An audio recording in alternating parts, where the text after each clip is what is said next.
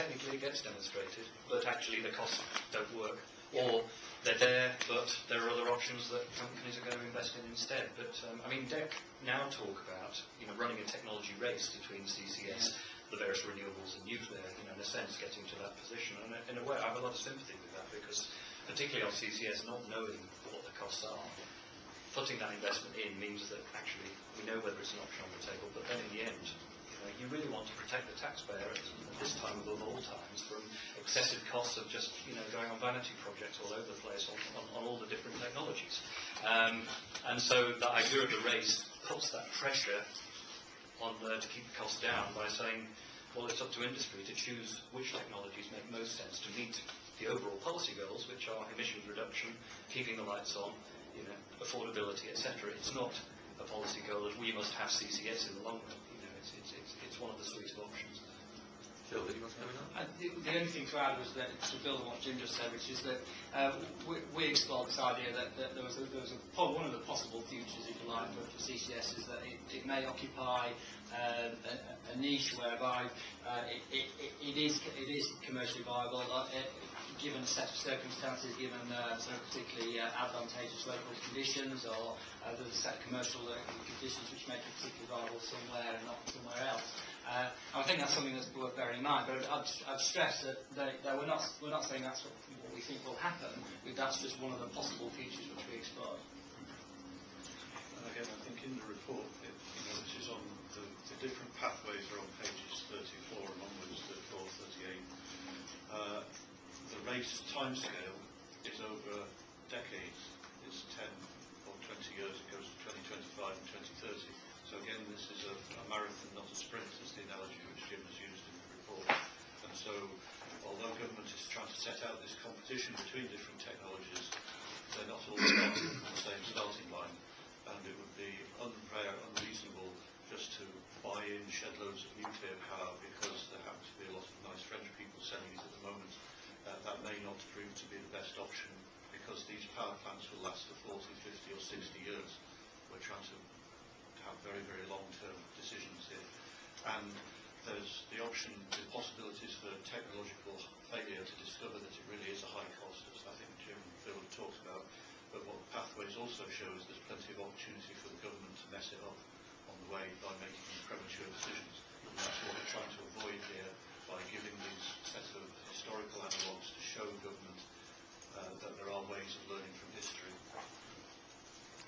Okay, thanks, Carolyn. Carolyn Jackson, Rosen. Hi. I just have a question about the storage.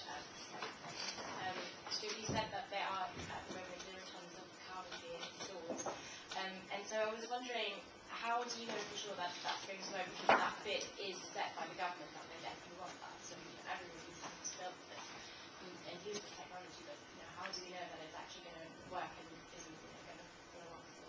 Okay, so very fair question. And just to make sure we're all saying the same thing, then I didn't say there are 0 tons being stored. I said there are 0 tons commercially validated storage around the UK at the moment, which is quite a different statement.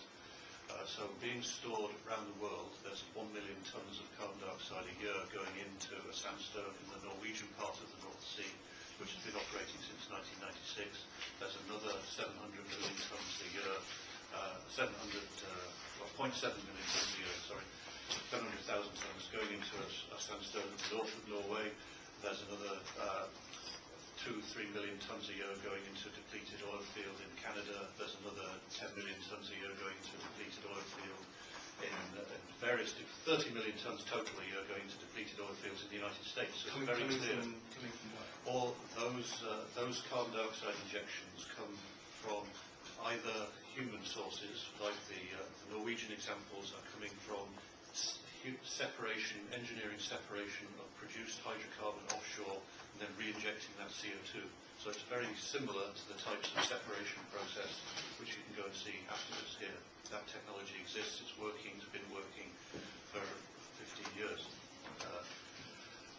So sometimes from those places, the places in the United States where carbon dioxide is injected into oil fields, most of those come from natural carbon dioxide sources from volcanoes where they're pulling out natural carbon dioxide because they can make additional oil production by injecting that natural carbon dioxide. So Sorry, are all these examples to do with increasing output from fossil fuel sources, or some particularly to do with preventing CO2 from being released? No, I was asked where the carbon dioxide comes from. So the carbon dioxide comes from two types of places. Some types of places are engineered locations, so they're from the Canadian one in Weyburn. It's from a power plant. That's very like what we're talking about here. The Norwegian examples are from stripping carbon dioxide out from natural gas production, the same as the one in Algeria.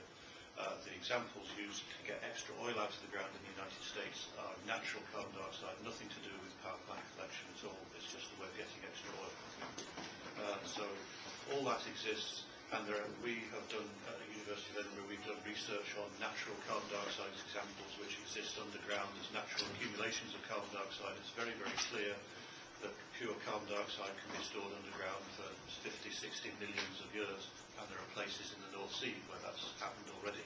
What we need to do for this storage proposition for carbon capture and storage as a deliberate human intervention is to deliberately go and search for those, and then to prove to sceptical company directors that this will work to a 99% certainty. We need to actually inject some CO2 and demonstrate that it works, because a company director is not going to bet a fifth of his company on something which isn't proven yet. He's not going to believe me saying so. He wants to see it written up in the engineer that it's an actual working proposition. But so in the UK at the moment, it's not been done before. But you say, I guess, in Norway, the geologists have been quite similar to the UK. A lot of the Norwegian geology is similar, but again, if we want to, but geology, like people, have a million different flavours, and we have to prove that it will work in our particular sandstones. And that's what I was talking about, that we need to pay attention to injecting and proving our own domestic examples of storage. Otherwise, no company will take a decision to invest in capture and storage in the UK. Yes, Stuart, just to take on from that point, you were talking earlier about the fact that this type of proving is the same sort of thing that oil and gas companies do at the moment when they're looking at fields. What's the kind of estimate of how much it costs to go and commercially prove one of these? You're such a smart bloke.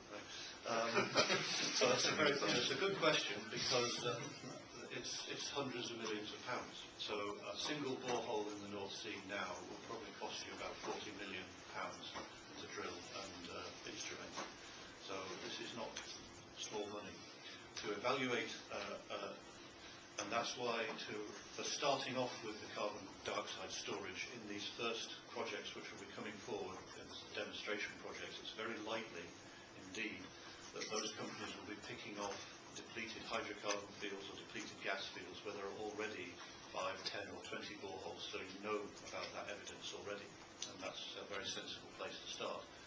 But 90% of our storage assessment, prospective storage for the future in the UK, is between these oil and gas fields, so it's in the spaces between these little hills of oil and gas fields.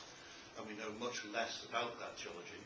We think we know enough to give a very, very strong, my academic opinion is I would certainly invest my own money in that type of storage. That's how certain I am of it, but again, it needs to be that 99% certainty for a company decision to go ahead. And to do that, to reduce that uncertainty, means drilling additional holes and doing some tests. And that will probably take maybe 3 or 4 boreholes to evaluate one sandstone, which will then allow maybe 4 or 5 power plants to feed into that. So it's not at all clear at the moment who's going to fund that front-end exploration. And because that's likely to take 5 or 10 years into the future, that's a potential bottleneck on one of these pathways, which we talk about in the report.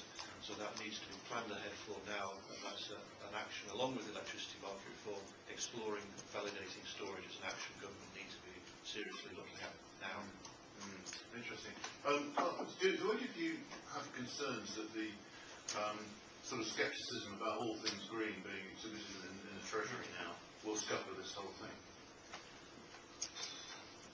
I've been surprised at how resilient, particularly CCS has been to, I mean, not necessarily the scepticism, but the aftermath of the financial crisis and the budget cuts. In other words, that the 1 billion is still safe. I think so. I can imagine that there are people probably saying we shouldn't have had it, and there was a fight around the comprehensive spending review.